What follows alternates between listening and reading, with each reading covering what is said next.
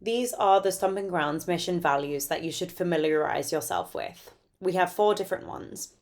Firstly, we've got enabling young people to find their authentic selves. Secondly, we've got togetherness in practice and with families and communities.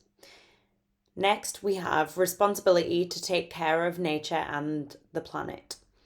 Lastly, we have equality of access, which has now been changed to equity of access.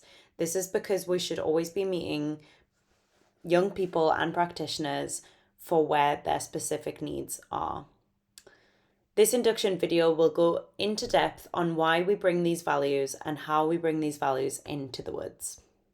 So I guess one part of Together for me is about how Stomping Grounds works together as a team.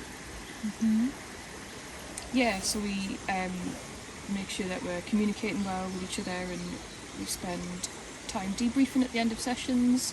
And we have that same sort of shared goal together, don't we? So the delivery staff in the woods will kind of work closely with office staff and management teams so that we're working towards that shared goal together. Yeah, definitely. And whilst we do have an organisational structure, we've tried to keep it as horizontal as possible, because everybody's coming with different experiences and different skills, and it's important that everybody's voice is heard so everyone can contribute to our kind of like overall aim in the best way that they can. Yeah, absolutely. And it's like that when we're in the woods as well. So when we're in with a big group of our young people, we don't have that sense of a kind of adults being separate to our young people.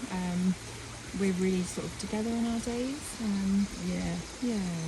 That's a really good point as well. And simple things like when we eat snacks or cook food together, we share that as a team. So we are part of a team with the young people. We're not delivering something to the young people. We're not instructing them on something. We're not separating ourselves as staff. We're part of that, as that sort of holistic approach to let's go on this journey with you rather than let's lead you somewhere. Yeah.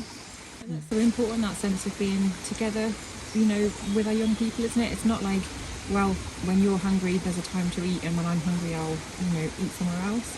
If we're hungry early in the day, we might be like, oh, I'm really hungry, I'm going to sit and have my snack now. And that might be during snack time for other young people, but importantly, like staff and young people together in that.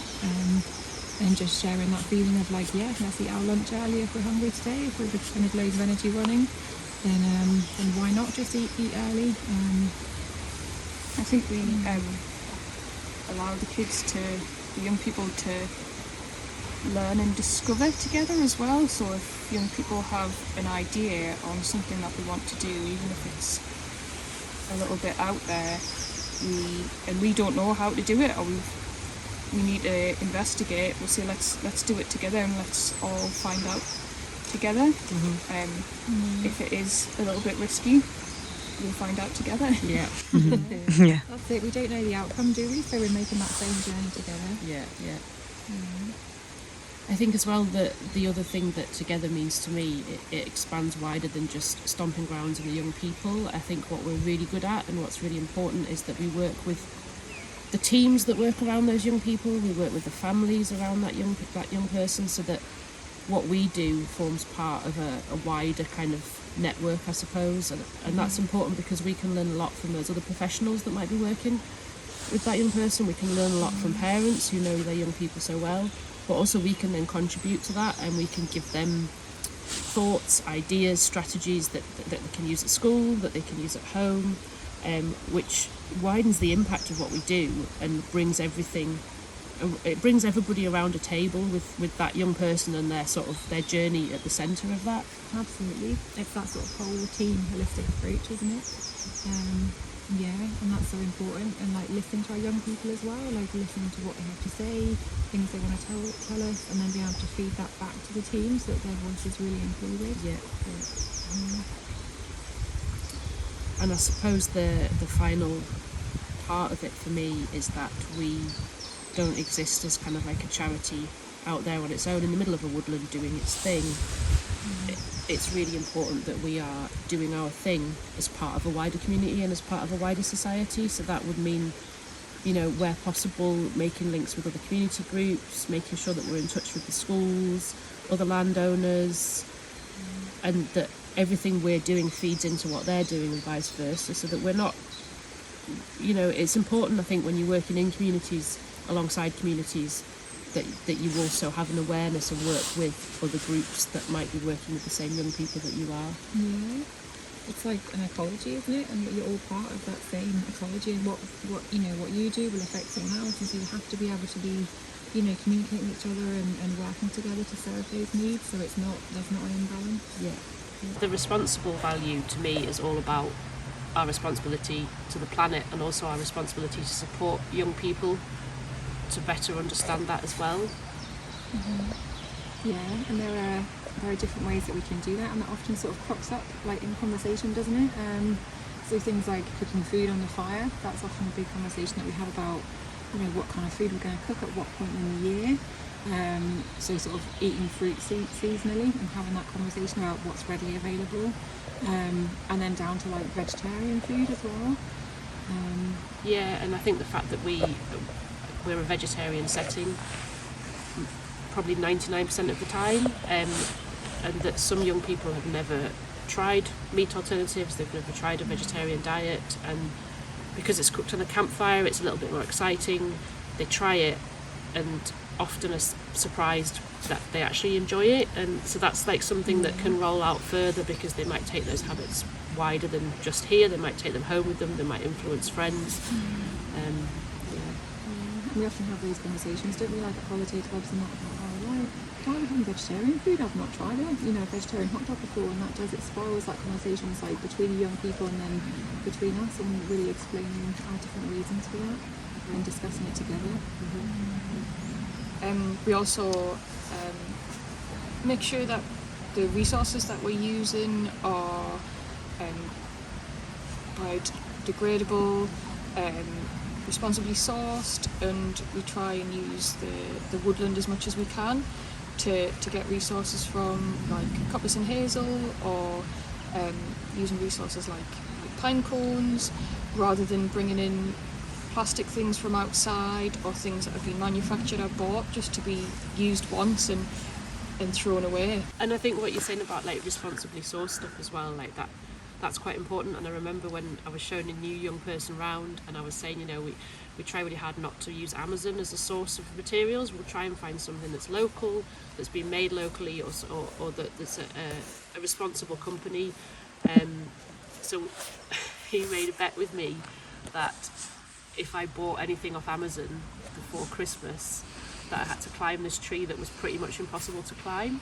So that was like really funny, because then when I next saw him when he'd started the provision, he was like, "Did you buy anything from Amazon?" And I was like, "I did." Conversations that can be had in a playful way, but you know, they're just small little nuggets of there's a different way that we can be responsible consumers in this society. And I think we also try and look after the things that we have got, and sort of instill that into the children as well, about looking after the things that we've got, so that we don't need to go and buy more and think whether we can fix things or whether we can use them in a different way, to make the most of the things that we have got. Yeah. And the same goes for the environment and what's here. So collecting wild garlic, and making sure that we're only taking what we need, so that the plants can thrive and continue to grow, and collecting firewood and using that appropriately, and not having huge big raging fires when really we're just cooking some food, and also having that sort of responsibility to the planet, and not producing emissions where we don't need to. And if there are just other ways that we can keep ourselves warm that don't involve burning firewood for many hours on the go. There's been a few conversations recently as well about the land itself, because obviously we're here in the middle of a woodland that doesn't really belong to us as humans. There's so many other things that live here, and we do have an impact. Our footfall has a great impact on the land, and we acknowledge that, and I think we share that acknowledgement with the young people that we work with, which is, you know, you can see the difference between where we've been and where we haven't been, and we're trying to keep it that way. It's like we understand that you may want to go off an adventure into that wild patch, but actually we don't want to take our impact further There may be ground nesting birds there. Let's consider different ways of moving through this woodland that have a minimal impact on what we're doing as well. Yeah, definitely. I mean, that's been something recently as well, hasn't it? It's sort of changed the route that some of our young people come in because of some of those ground nesting birds. And we can reach, you know, walking down the main path, and our young people will sort of say that to us as well, so they've thought about that and they've remembered it and really taken that on board, and changed their routes in as a result of that. Hi, I've been asked to share my thoughts and ideas on how we can be acting, modelling, working responsibly as stomping grounds practitioners. So I've been thinking about different areas. So one area for me is food. We don't have any meat at stomping grounds. That's just not only because of food safety, but also because we all know that meat has got a big carbon footprint and impact on biodiversity on our world. I do try and avoid dairy, although I concede and bring cheese for our pizza wraps, for example. But I always have the vegan variety just to kind of have it as an option, to normalise it, to bring it into the mainstream as a choice. I avoid food that's not seasonal or that's travelled a lot of air miles. Another area is fire lighting. I often bring dry firewood to sessions, because obviously burning wet wood is not good for our lungs or the young people's lungs, and also not good in terms of emissions. So I try and avoid having to burn really wet wood, although it's around us, but if it's too wet it's too damaging. Yes, and maybe limiting the fire only where it's kind of serving a purpose, whether that's cooking or fire skills practice or an activity that requires fire or whatever, but avoiding fires where there is no proper need for it, I suppose, I think. And I was thinking about how we are privileged to work on stomping grounds, ancient woodland with all its biodiversity and things growing and living there, and how we are trying to minimize our impact. I mean, I think I always think about this, like, I think we're all part of nature, so yes, we will leave traces and we are part of it, so we're there, but to be mindful and to kind of stay in our designated sites and footpaths as much as possible, so we can talk to our young people about why that's important, why that's a good idea, sharing our thoughts and ideas there. We've got a great compost toilet where all the poo is composted, and we only use biodegradable natural cleaning products and avoid any harsh chemicals. Other areas, one area that I'm really struggling with is transport. I feel really bad driving to work. I have tried to go on my electric bike, but I found out that I'm not fit enough to cycle from Hexham to Breda and back and run a full session. So either I'm going to get fitter or I need another idea, but maybe we can work this out all together, like car shares, picking up from stations, all that kind of stuff. Would be great to have some ideas on it, I guess.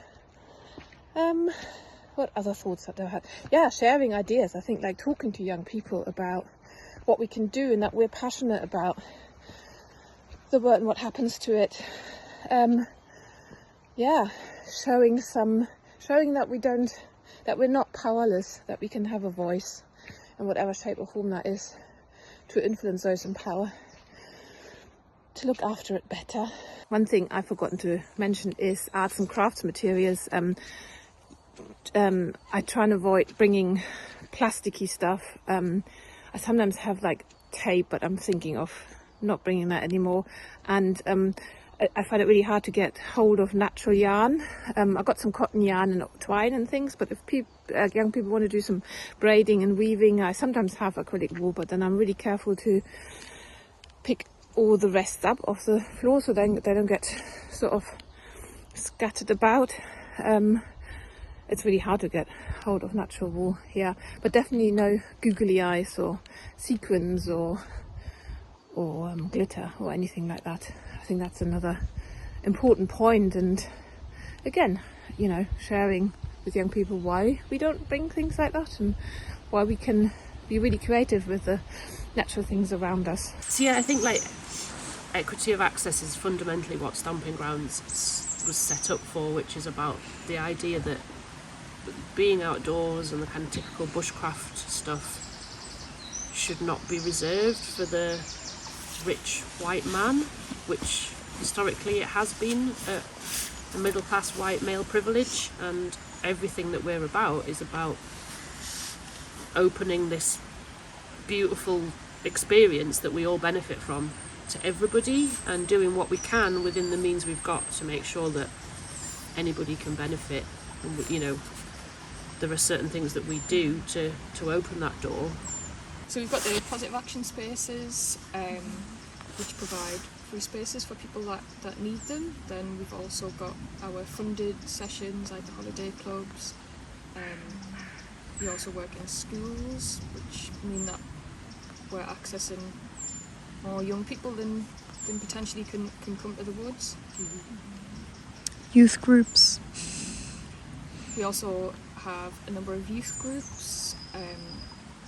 We do them in Duke's Hag, we do them in Durham, Gateshead and Chopwell, and that means that people they have more access because they're in lots of different places. So for example, Chopwell particularly I feel really strongly about, because everyone thinks of Chopwell and think of Chopwell Woods, but we're not basing our youth club in Chopwell Woods, because actually Chopwell Woods is not in the heart of Chopwell. It's kind of between Chopwell and another village, and it's a visitor attraction for people who travel from outside of Chopwell.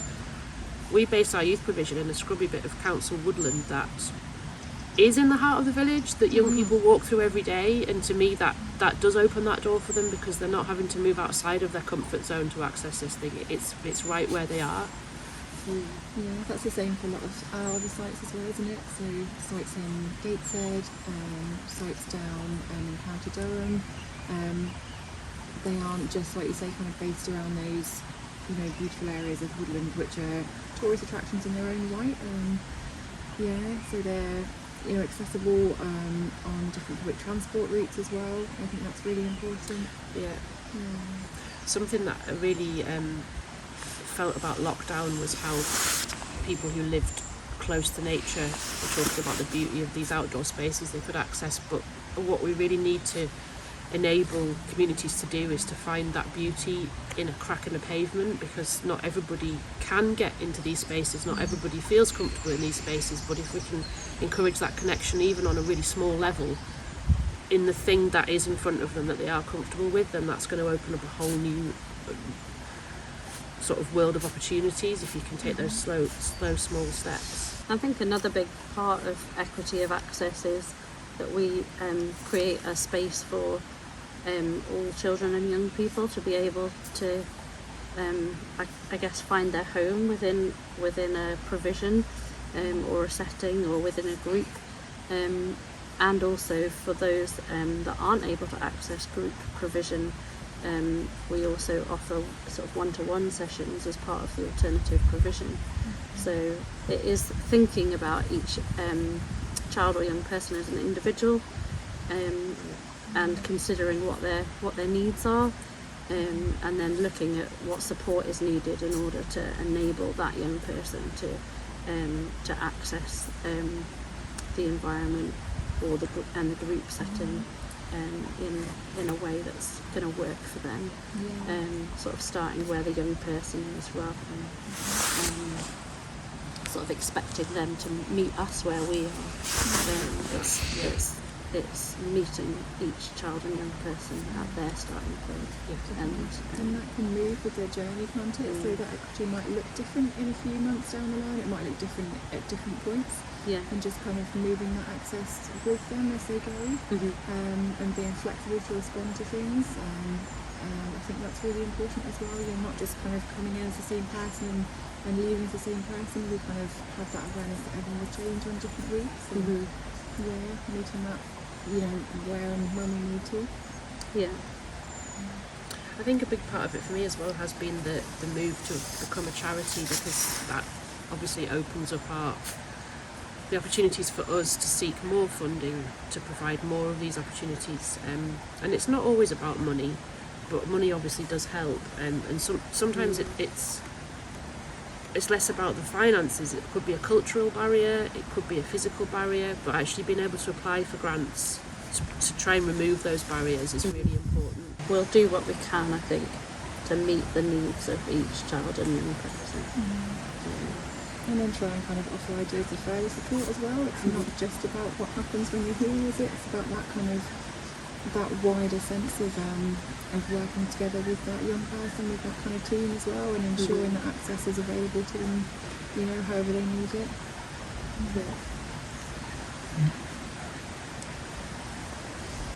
Could be changing the communication that we use, the language that we use, so that children can understand what we're saying.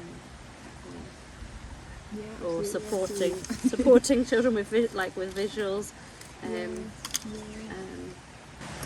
even as a staff team, I thought that we're quite good as well about just enabling that as a staff team as well, and just really listening to people and, like you say, changing the way we give information in certain ways, if that's a better way to receive it or an easier way to receive it, and just being responsive to those needs so that everyone is able to take part in those same conversations. So I wonder as well if what we're trying to do here is to become a lived experience organisation, so that the people that are supporting our young people in our communities have experienced personally some of the challenges that those young people are experiencing, and again that is about having that mirror into a world of.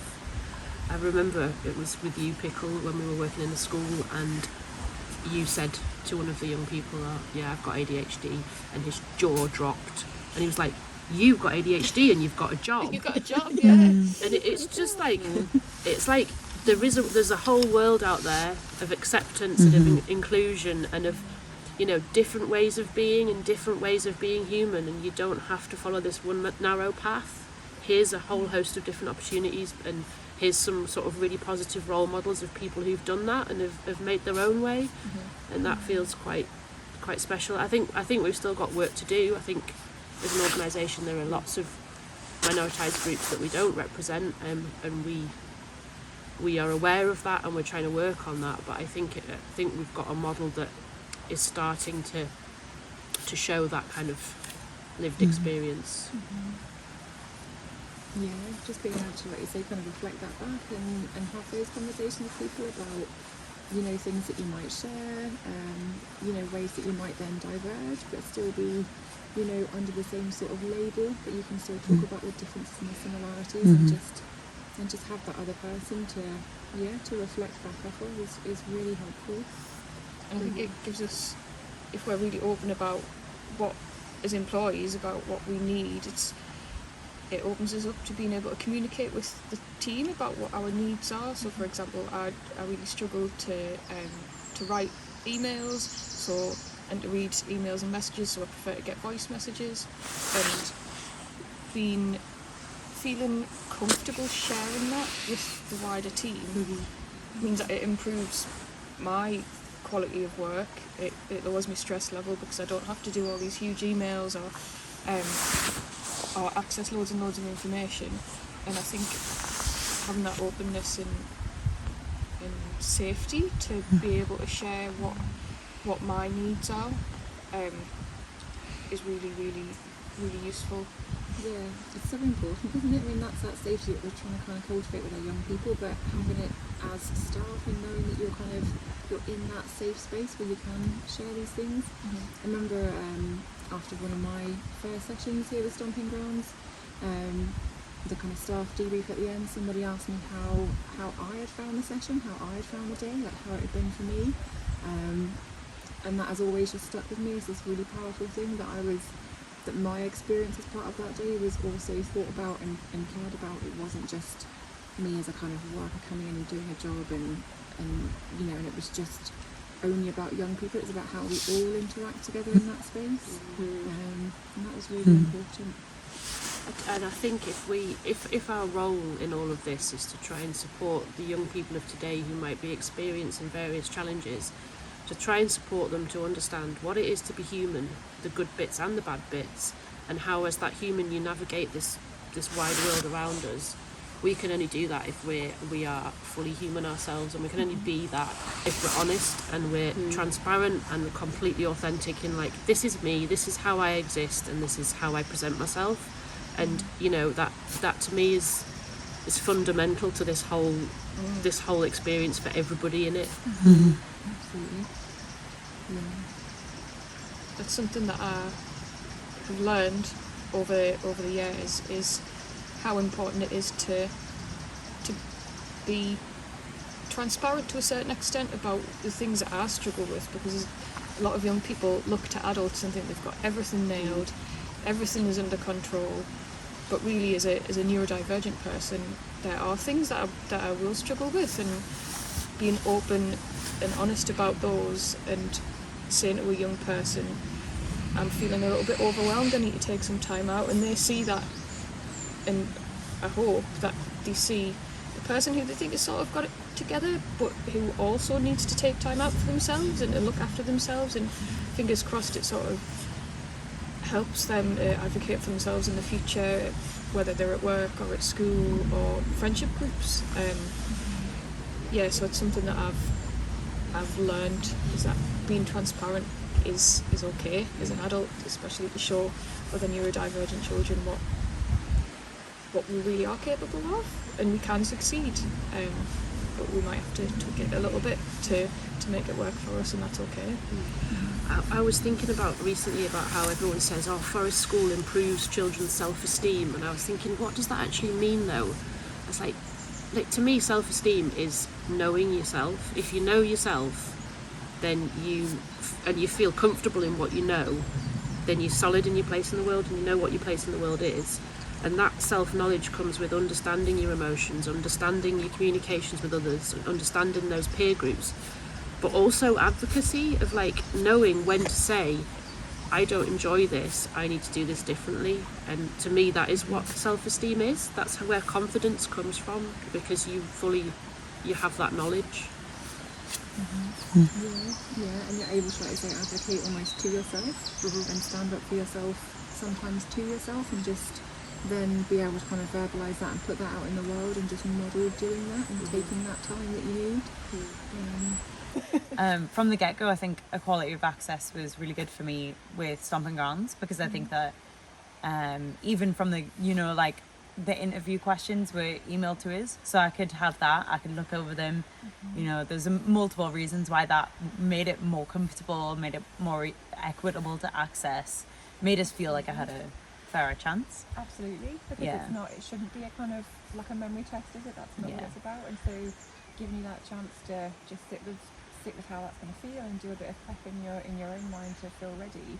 Did you feel that kind of when you went into that room that you had, like, is there kind of a better chance to succeed? Yeah, definitely. And I felt like I wasn't going to be judged for not being able to think of things on the spot, or like not being able to and just knowing that like neurodivergency was okay, and maybe it's that there was like, and even like afterwards, after the hiring process, I've been turned away from jobs for being a woman. Like, I've been told that, and I think that like coming into it, I was like, right, I'm not going to disclose my disabilities before getting the job, because I know that might hinder my chances. And actually the reaction that I've had from the whole team, not just like management, was just so good, and continues to be. And I bring that into the sessions, like carrying a hot water bottle around when I've got cramps, and and you shared chocolate with me the other day, didn't you? Yes, yeah. Important to share. Yes, it is so important. I know, well, exactly, and that's it. You sort of you do, if you're kind of open and we're able to feel safe with each other and communicate, it leads to that being much more accessible, like to kind of keep continuing to do your job at a level that you're comfortable with. Yeah, and I think like in a way it models behaviour for like the young people, like being like, they might be curious on like, oh, why are you carrying a hot water bottle around? Oh, well, it's for my period, but I've got this condition, like, that makes it worse and stuff like that. And just having a conversation and just being like, and like some transparency there and curiosity, and just being like, no, you're allowed to do things differently, because I think that like once upon a time I would have been self-conscious about that. Now I just do it everywhere because I'm like, it's okay. Yeah, absolutely. That's it. And you hold that within yourself, and then that is that kind of esteem where you feel, confident in yourself to do that. Do I treat them slightly differently? Would I be more willing to allow a boy to climb really high up in a tree, but not, sort of be more cautious for a girl? It's kind of thinking about those things really, and like I said before, leveling the playing field really, so that there's that equity for all children and young people to access any of the activities that they choose to do. Absolutely, we all arrive equal in the woods, don't we? And our language and how we, verbally respond to each other is a massive part of that, I think. Yeah. I wonder if resourcing is important in that sense as well, and I'm thinking specifically about younger children and storybooks and reading, like choosing books that have got